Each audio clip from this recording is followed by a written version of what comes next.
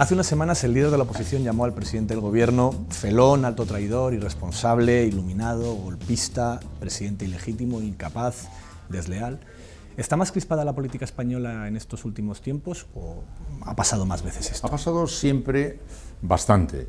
Ahora está más abaratada, digamos, el disparate, se ha abaratado más, porque algunos de los protagonistas que participan en el asunto, pues tienen, no sé, a mí me parece un nivel no demasiado alto, francamente, lo de decir, ¿no? Entonces no es nuevo, creo, suena peor porque se están cargando mucho las tintas y porque procede de personas que en principio no te ofrecen una primera sensación de solvencia, ¿no?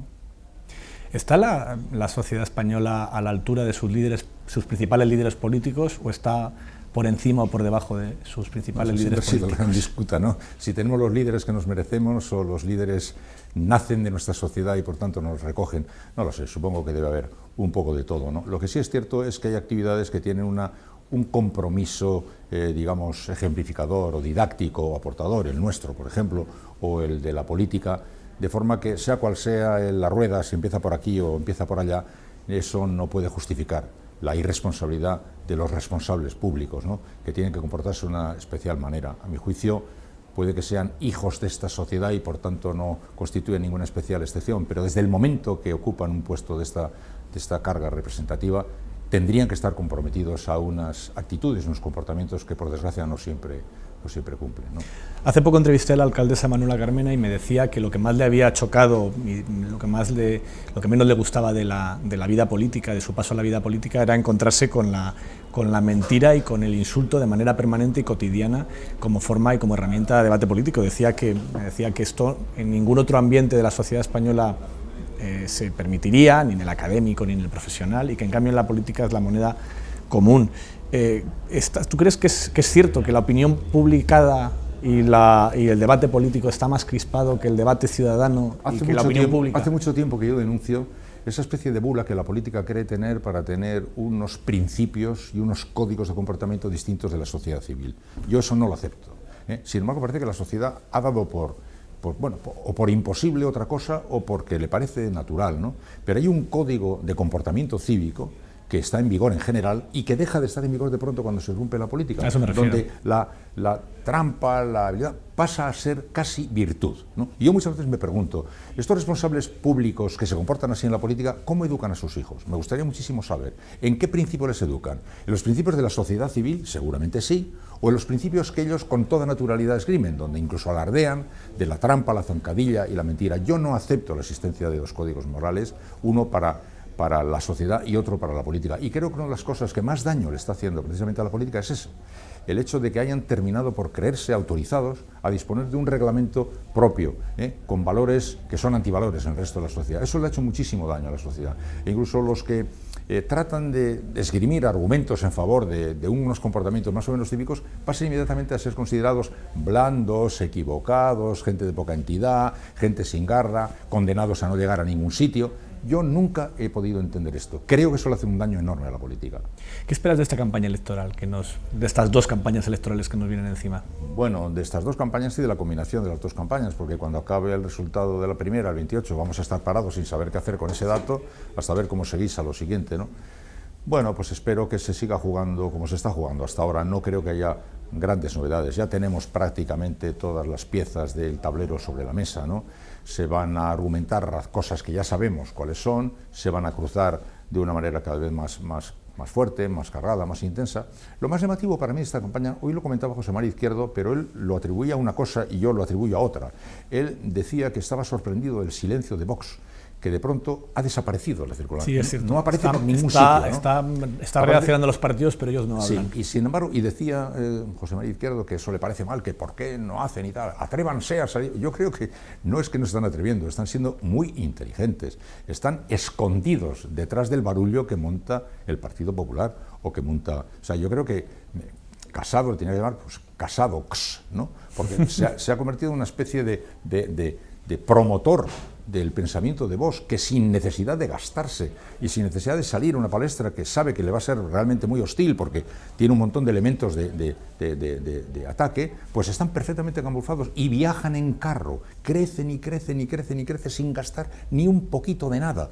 Su coche avanza sin gastar una peseta de gasolina, se la ponen los demás. Por tanto, yo creo que es uno de los hechos significativos, el silencio de Vox, pero no como resultado de sino como resultado de un planteamiento táctico, a mi juicio, muy inteligente, porque no salen en nada, pero cada vez los sondeos le empujan más. Sí, es así. ¿Cómo calificarías a Vox? ¿Derecha, extrema derecha, ultraderecha? Bueno, para mí es el franquismo, quiero decirte, yo no quiero entrar en planteamientos técnicos, que se lo dejo a los expertos en política, que ellos sabrán cómo se disecciona ese producto. Yo te digo que yo tenía 33 años cuando Franco se murió, es decir, viví 33 años de mi vida, casado y padre de 3 hijos, con Franco en mi cabeza, en mi corazón, en mi mundo y en mi alma, y esto es exactamente lo que yo quería, más o menos. Si tuviera que explicar en qué consiste esto, este pensamiento ultraespañolista, ultracentralista, basado en estos principios de patria, Dios, España, los viejos valores, eso, ponle el color que tú quieras, es el franquismo.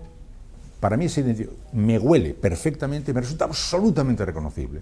O sea, me rejuvenece, me devuelve a mi infancia, a mi juventud, porque es exactamente eso, es exactamente lo que nos quisimos quitar de encima. España durante mucho tiempo fue el único país europeo que no tenía un partido de estas características. Éramos una anomalía en Europa, éramos de los pocos países europeos donde esto no ocurría. Y había mucho debate sobre si esto era bueno o era malo, si era bueno que ese franquismo o esa extrema derecha o ese pensamiento más reaccionario estuviese dentro de un partido conservador de amplio espectro, que en este caso era el PP, o que fuese un ente autónomo y que se presentase en las listas por su cuenta. ¿Cuál crees que es mejor opción, no pensando en los partidos, sino pensando en la democracia? ¿Un partido radical de extrema derecha, reaccionario, que es capaz, con voz propia, de movilizar y de mover hacia sus planteamientos a muchos otros partidos, o que ese mismo pensamiento esté dentro de un partido que acaba siendo de gobierno?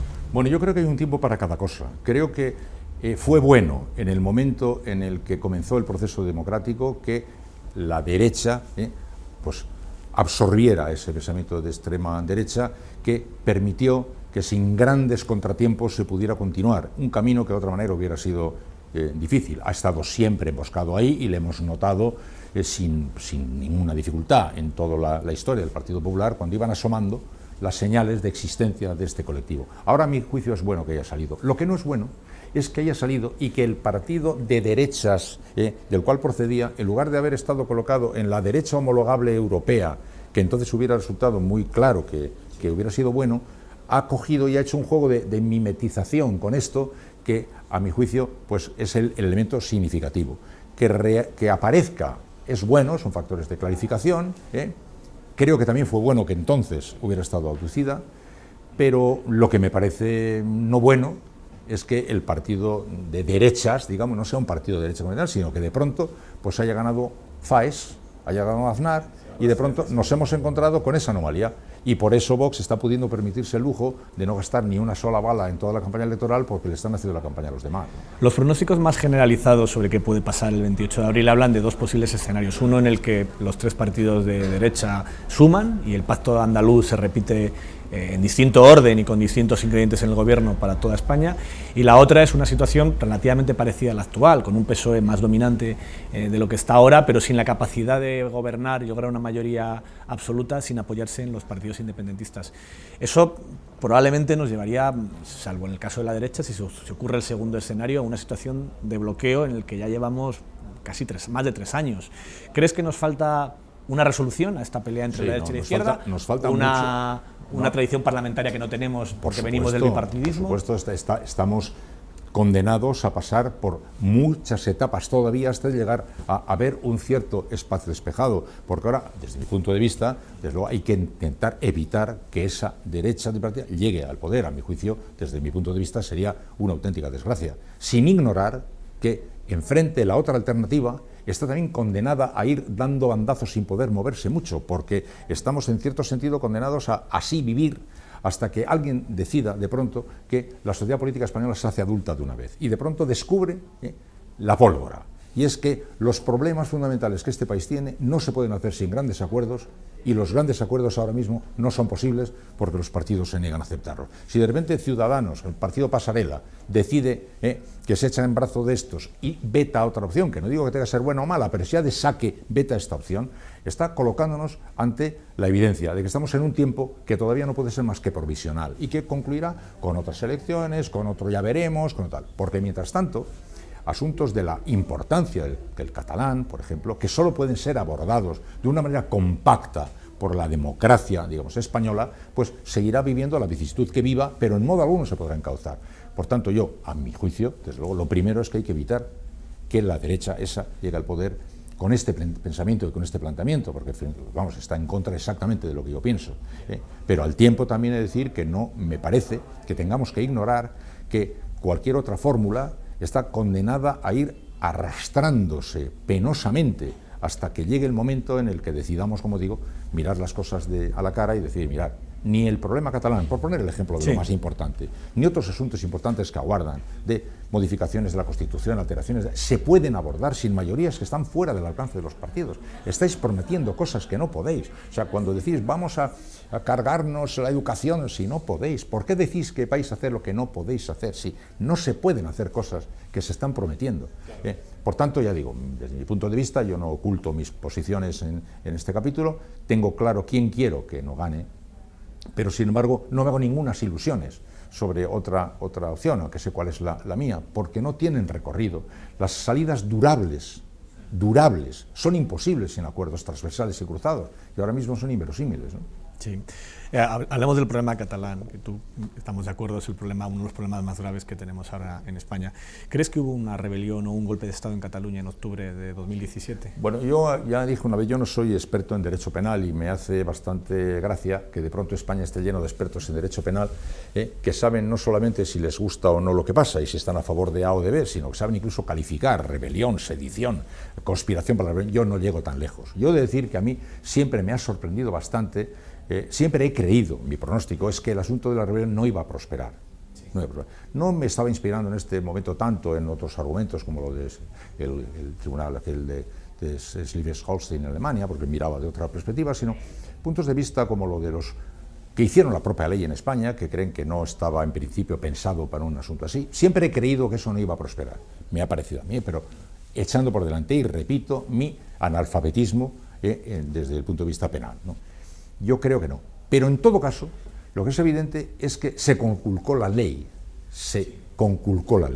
Y por tanto, si el soberanismo exige la absolución, tenemos un problema seguro, porque no va a haber de ninguna manera esa posibilidad. No va a haber. Sigo no sabiendo nada de derecho penal. Sí, pero es evidente que se incumplió, ¿no?, la ley, creo que entonces, incluso una parte del independentismo lo asume como cierto. Lo asume, ¿no? Entonces, tengo la impresión de que estamos también ahí metidos en otra formidable ratonera. Yo he de decir que, cruzando los dedos, a mí me gustaría mucho que no hubiera condenas muy altas.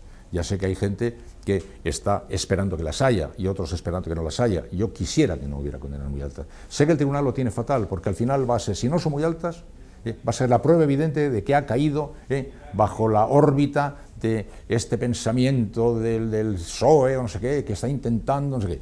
Y si son muy altas, pues que ha caído en la vendetta, la venganza de España. No hay mucha salida a esta historia. No, yo sinceramente nunca creí que estábamos ante una rebelión. Yo creí sobre todo que estábamos ante una solemne barbaridad. Y que además me estás llamando mucho la atención con qué naturalidad todos los participantes están reconociendo que iba en broma. Yo eso no lo puedo entender. Y es el reproche mayor que yo le hago es a la política, a la catalana. En el juicio te refieres. ¿Te llama la atención en el juicio como sí, el juicio, que en realidad no iban a todos están declarar diciendo la esto. independencia? Entonces yo pienso, las personas que estaban participando en aquella operación, ¿qué deben estar pensando cuando descubren que dicen que no iba en serio? Y yo, como he repetido muchas veces, no puedo entender la decepción profunda que yo tengo con la política, la catalana y la no catalana. La catalana porque con un montón de expertos y de especialistas prepara un plan meticulosamente para llegar a la meta y cuando llega a la meta deciden que no se puede. Pero ¿qué nivel de amateurismo tan escandaloso es este? ¿Cómo la gente nos apedrea? Mientras tanto, en el otro lado, el gobierno, y no solo el gobierno, todas las fuerzas políticas democráticas del Parlamento español son incapaces, en un crescendo independentista que vemos que avanza y que vuela y que vuela y que vuela y que vuela y que vuela, incapaces de plantear nada en común, algo, una respuesta, una advertencia, un intento de hablar, algo, nada. Y estoy absolutamente escandalizado. Le reprocho sobre todo al gobierno, pero no acabo mi reproche en el gobierno. Los demás también estuvieron participando en aquella ceremonia del espectáculo y no puedo entender cómo se le puede acusar, por ejemplo, a Zapatero, por decir algo, sí, porque no vio venir la crisis económica, y como no se reprocha a nadie, al gobierno de Rajoy, que no viera venir un crescendo independentista que lo estábamos viendo crecer delante de nuestros ojos sin hacer nada, ¿no? Yo creo que la política ha sido un auténtico puerro, un desastre integral, y creo que los nombres de los políticos que han participado en esta historia quedarán manchados para la historia, cuando pase este tiempo de fervores y de contrafervores, ¿no? Es un desastre integral. En el caso del juicio, pues no lo sé. Por el momento me está pareciendo que está siendo muy bien llevado por el juez de Marchena, sinceramente lo creo, y por lo demás, pues no lo sé, no sé qué va a ocurrir. Mi deseo sería que no saliéramos de aquí con heridas incurables, ¿no? Aunque me temo que van a salir con heridas muy poco curables. ¿Y la solución para la crisis de Cataluña es un referéndum? ¿Puede ser un referéndum? No sé, yo sé si es un referéndum, es trabajar. O sea, la política no soportaría un plan que cualquier empresa exigiría no sé, de eficacia laboral. Es que uno dice una cosa y otro la contraria. Vas por ahí a trabajar, vuelves 5 años después y este dice una cosa y el otro la contraria. Te vas 2 años más, vuelves y te dice una cosa. Y en este tiempo no habéis hecho nada en el camino. No se trabaja, el nivel de productividad es bajísimo. Yo no sé si es un referéndum o no, pero sé que es algo que hay que trabajar. Y cuando se menciona muchas veces que Cameron y los escoceses llegaron a un acuerdo, hacen bien en mencionarlo. Lo que no mencionan es que estuvieron 2 años trabajando. O sea, no es que decidieron una buena mañana el demócrata Cameron, a diferencia de los demócratas que dijeron sí o no, sino se pusieron a trabajar. Yo no sé si tiene solución. Podrían decir, a lo mejor, desde mi punto de vista, podría decir el gobierno español o la política española, nosotros no creemos que sea posible eso, pero habida cuenta de que alguien parece que dice que sí, por si acaso vamos a intentar a ver si se puede, y luego a lo mejor no se puede. O estudiar, trabajar. Yo lo que no puedo soportar es que no se haya hecho nada, que no se haya trabajado, trabajar en el intento de buscar posiciones más o menos de acuerdo, si las hay o no.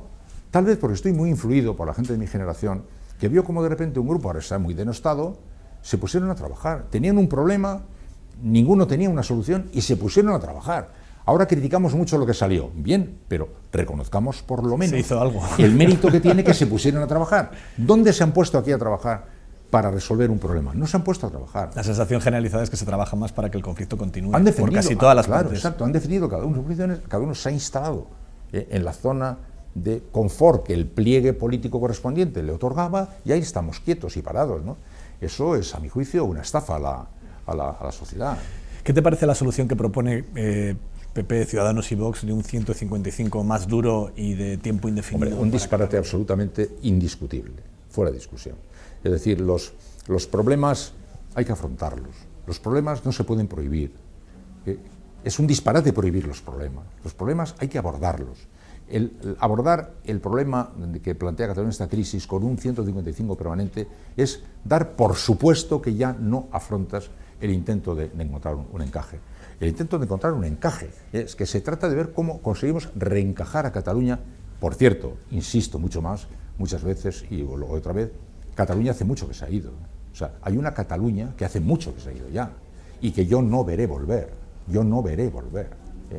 La veré a lo mejor acomodada en un medio estar, pero integrada en un proyecto compartido, no la veré, yo ya no la veré. Entonces, que haya políticos que crean que eso sencillamente se trata de yugularlo, secarlo en seco, y no se crean obligados o animados o dispuestos a intentar emprender operaciones de recuperación y de reencaje, me parece un escándalo. El 155 prolongado, todos sabemos que es un disparate absoluto.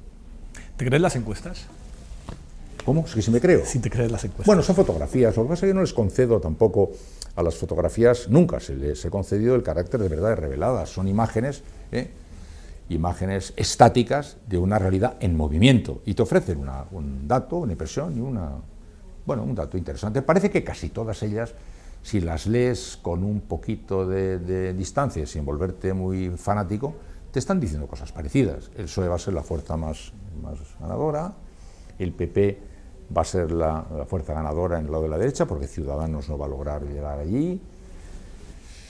Podemos ha venido un poco abajo, los dos bloques viven más o menos en su interior, subidas y bajadas, pero no alteran demasiado el peso de cada uno de los dos bloques.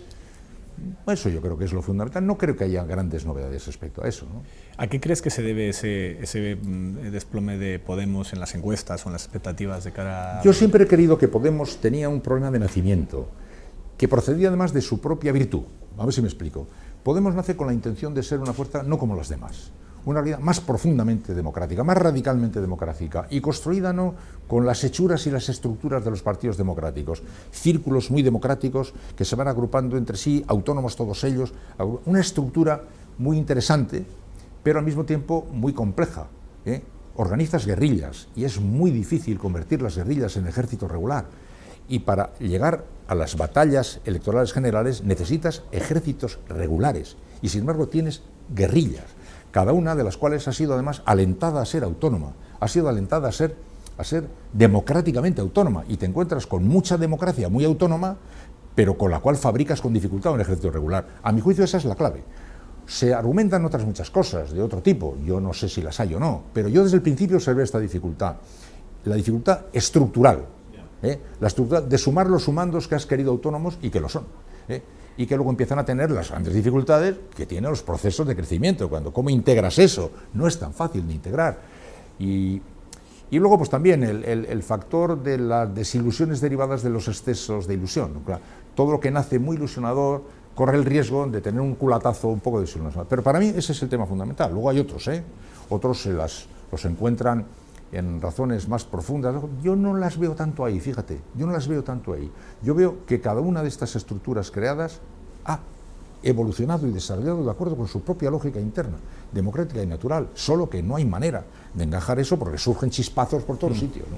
En el tema del gobierno, y volviendo a Cataluña con una última pregunta, me sorprendió que fuiste muy contundente con la decisión de nombrar un relator para la mesa de partidos que provocó, a fin y a cabo, el fin de la ruptura de ese diálogo, acabó provocando pues, la votación contra los presupuestos y el fin de la legislatura. ¿Por qué te parecía tan grave a mí lo que me parecía mal es que no me gustan los atajos, quiero decir.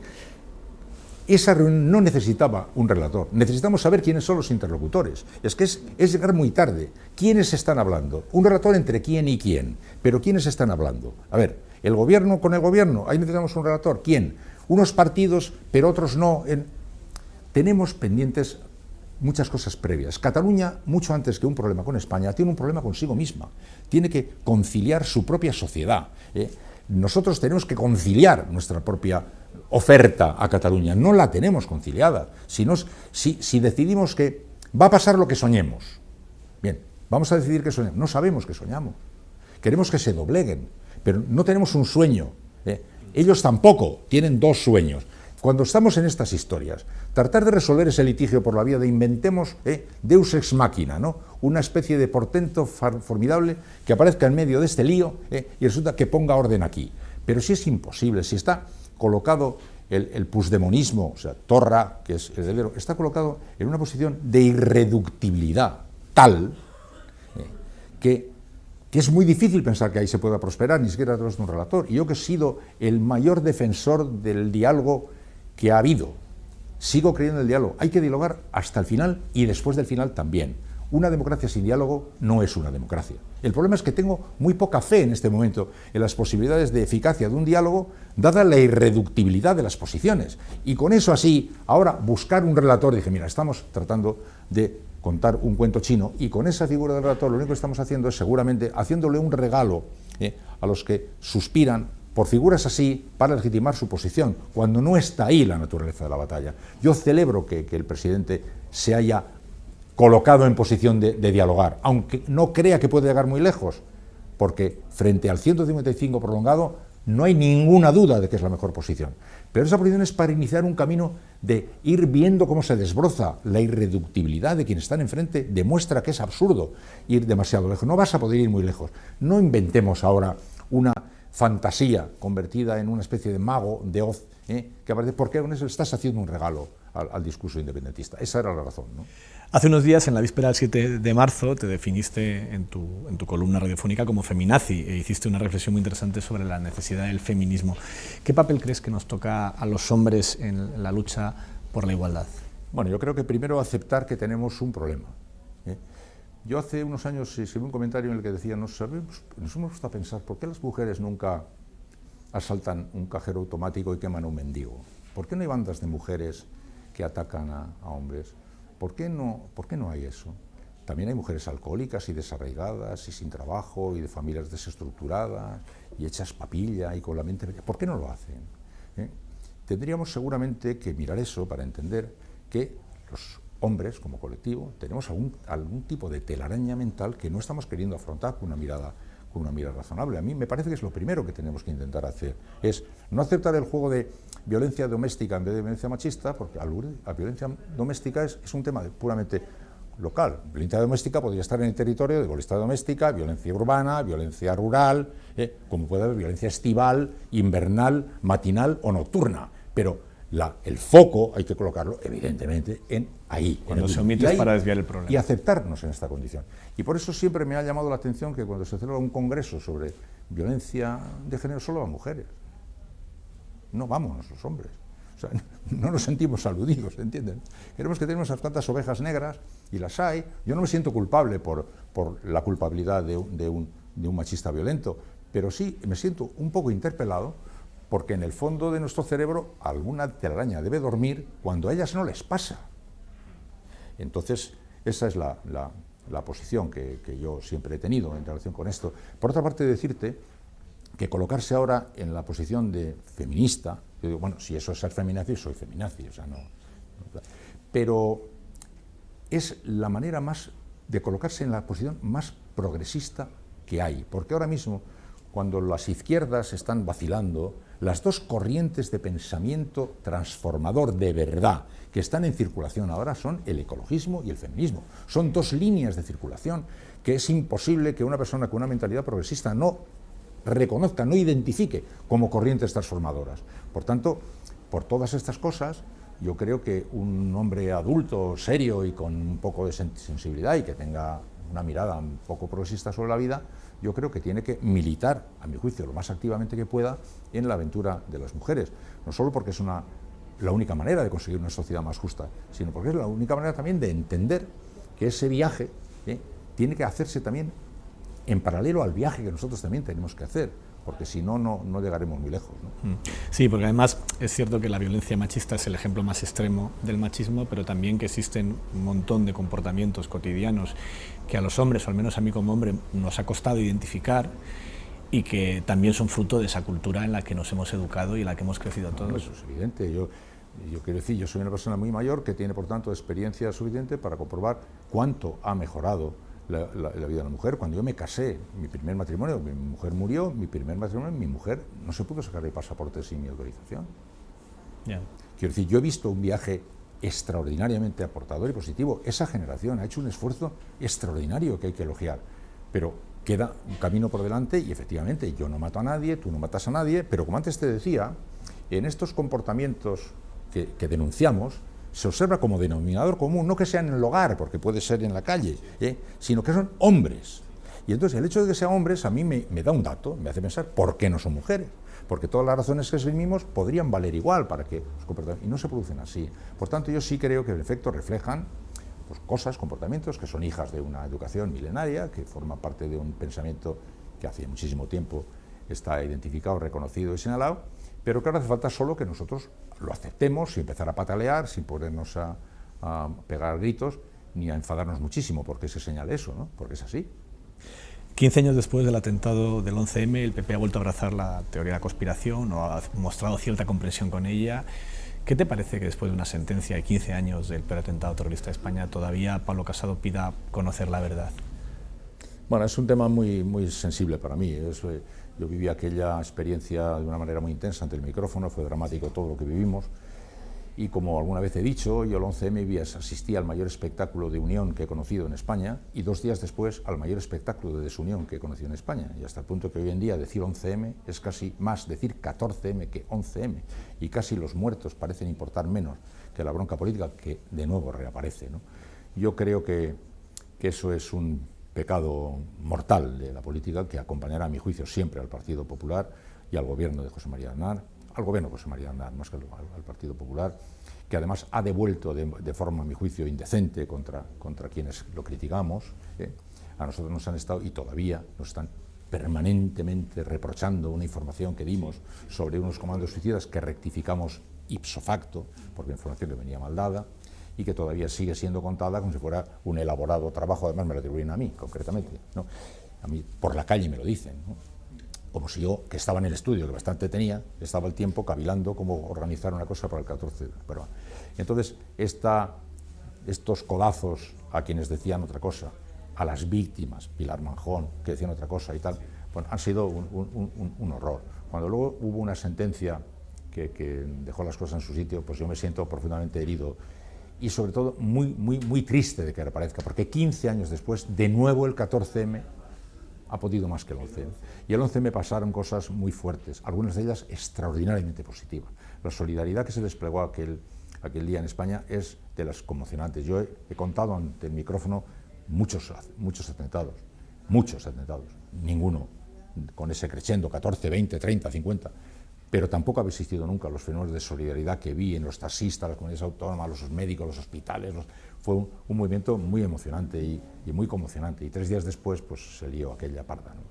Yo, desde que en la mañana del atentado, al poquito de empezar, se reúne un gabinete de crisis, y en el gabinete de crisis no está el director del Centro Nacional de Inteligencia.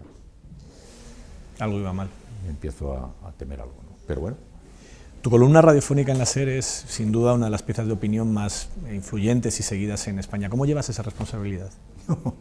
Bueno, yo no sabía eso. Lo es. Bueno, yo he estado 20 años haciendo un programa que tenía mucha responsabilidad. Sí, y no es una responsabilidad nueva para ti, pero sigue siendo mucha responsabilidad. No, yo estoy bastante acostumbrado a vivir. Soy hermano mayor de 9, es decir, soy responsable desde pequeño. Te toca, como hermano mayor, siempre pastorear a tu ejército de hermanos pequeños.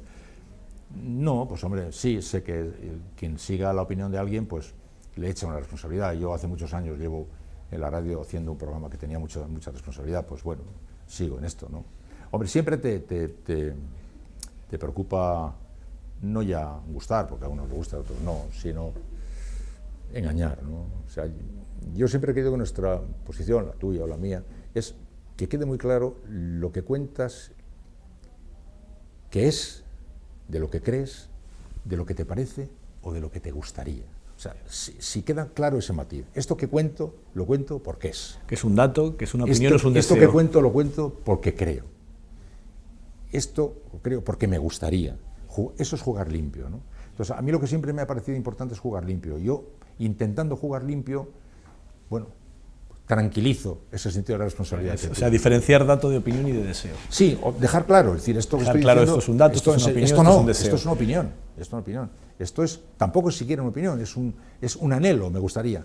Lo malo es que los lectores, los oyentes, los espectadores piden a los periodistas imparcialidad, pero la piden desde su parcialidad. O sea, cada uno de ellos se siente legitimado a ejercer su parcialidad y luego parece que exigen.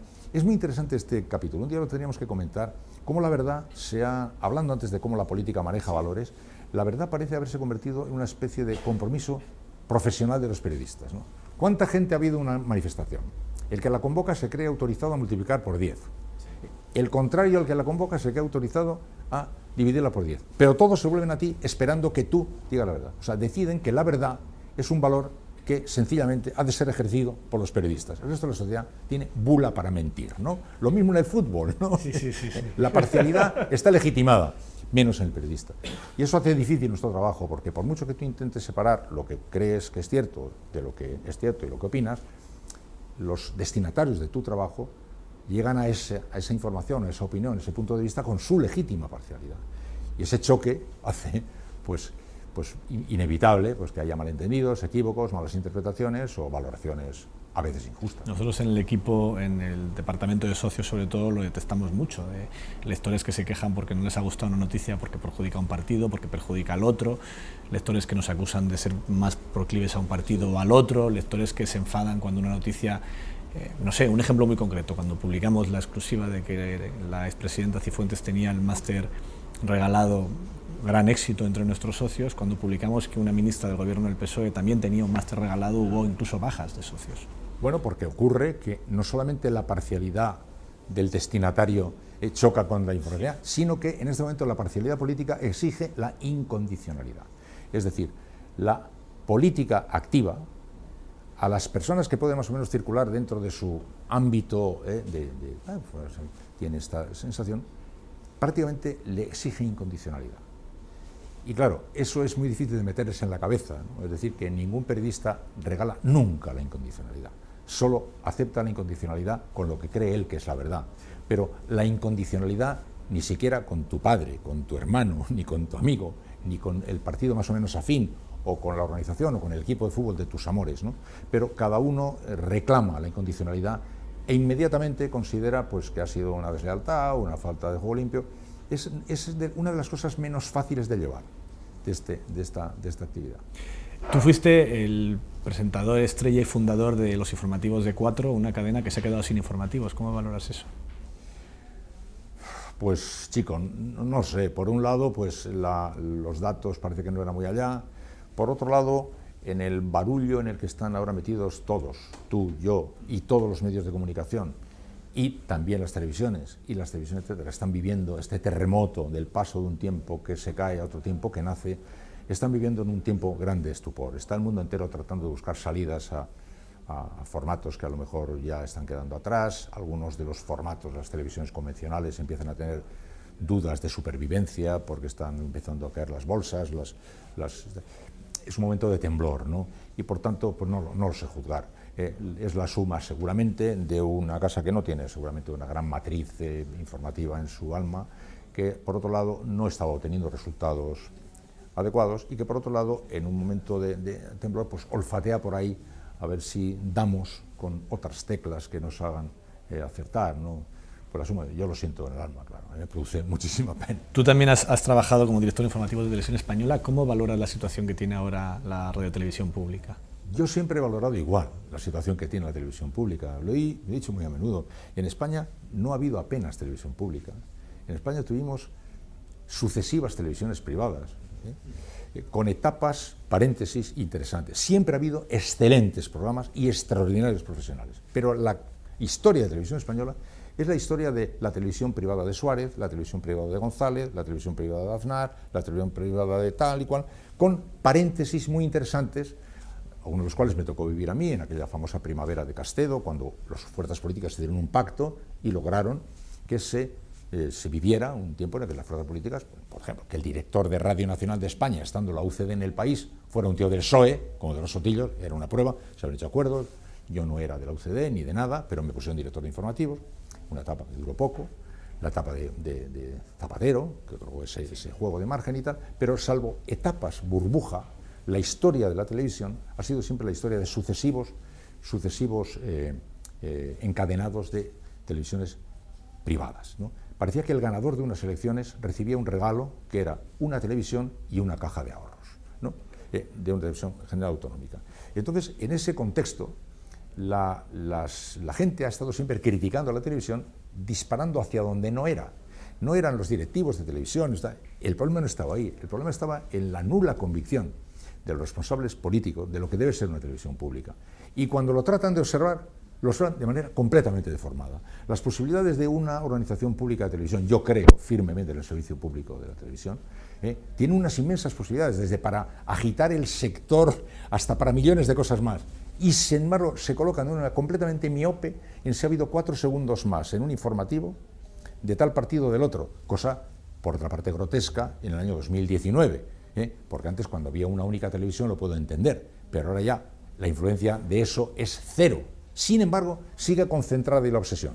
Entonces la política sigue mirando equivocadamente al servicio público de la televisión, lo considera una especie de tigre a vigilar o un cañón Berta de mi propiedad que nadie debe jugar con él, salvo pequeñas excepciones, y entonces pues difícilmente se podrá salir adelante.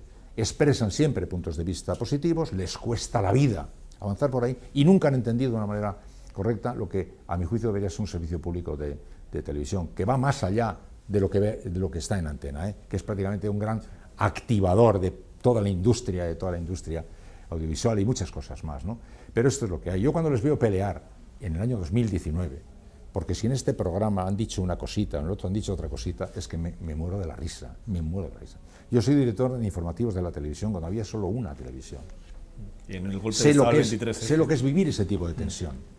Pero en aquel momento efectivamente había millones y millones de personas que solo tomaban la comida con esa cuchara, pero ahora en los teatros no te da risa, Nacho, que estén discutiendo estas cosas. Sí, cuando ya no tiene la influencia que tenía.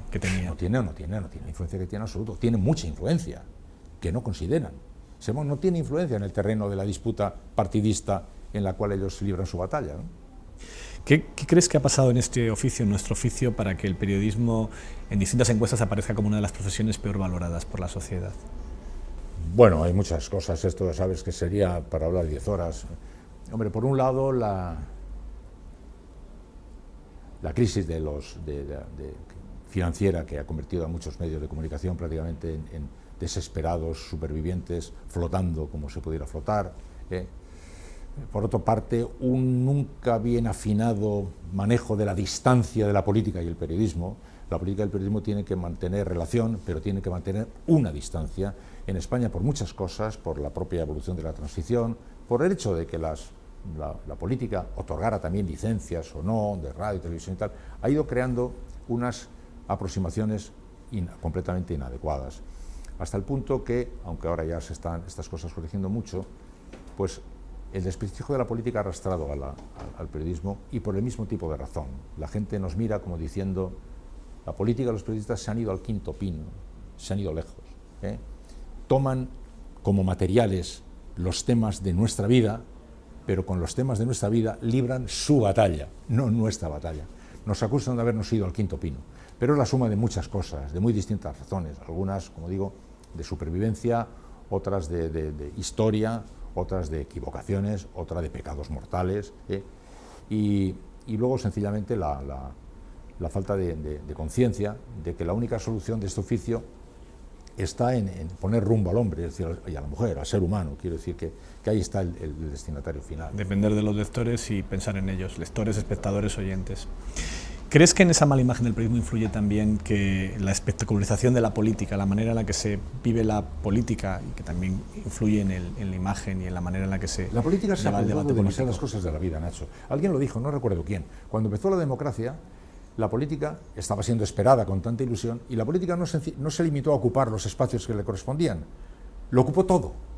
La Federación de Pesca de Soria, también el escenario donde se libraba la política, a ver quién se hacía con esa posición. No había ninguna cosa, la asociación de padres del colegio, de no sé qué, todo lo que se movía en España fue escenario de la carrera de la política por hacerse con ese poder. Y entonces lo inundó todo. No le permitió a la sociedad respirar su protagonismo, manteniendo el papel que le correspondía. Lo invadió todo. Eso, a mi juicio, está en el fondo de muchas de las cosas que nos pasan. Ha impregnado completamente la sociedad. Ha creado... Las banderías políticas se reproducen en el último rincón de las organizaciones de la sociedad civil y de la vida civil, ¿no? No ha sabido estar en su sitio, no se ha conformado con el papel que le tocaba. Posiblemente, como digo, no como consecuencia de ninguna maldad, sino del anhelo inaugural, ese anhelo, ¡fua!, lo invadimos todo. Y a mí me parece que eso lo estamos pagando, y hace mucho que lo percibo. Si la disputa política se librara en el escenario político y la sociedad se manejara un poco al margen de ella con otra holgura, estaría colocado en otro sitio. Pero es que lo impregna todo, es que está en cada rincón, aparece en cada rincón. Y ha habido momentos en que ha sido muy claro. Y eso es un problema que yo creo que también está afectando mucho. En el fondo estamos contando cosas de un proceso democrático que todavía no es muy viejo. Es que, vamos, es mucho tiempo, pero como yo ya era un adulto cuando empezó y todavía no me he muerto, pues tengo la impresión de que no es mucho tiempo, porque yo lo he visto, lo abarco, ¿no?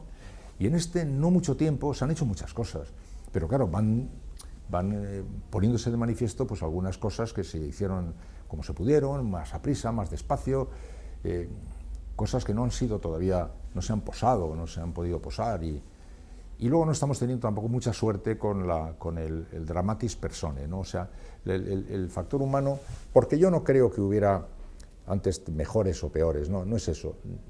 Lo que no están es colocados en la posición de su responsabilidad. O sea, yo no creo que los líderes que los más mayores añoramos fueran la monda lironda, ¿no? No. Pero un responsable público es la suma de su capacidad y de su actitud. Y entonces aquellos no sé qué capacidad tenían, pero se colocaron en la actitud adecuada. Y los políticos actuales yo no sé qué capacidad tienen. No demasiada tal vez, pero a lo mejor no hacía falta más. Hace falta otra actitud, no tienen otra actitud. Y eso sí que es no hemos tenido suerte en este sentido, ¿no?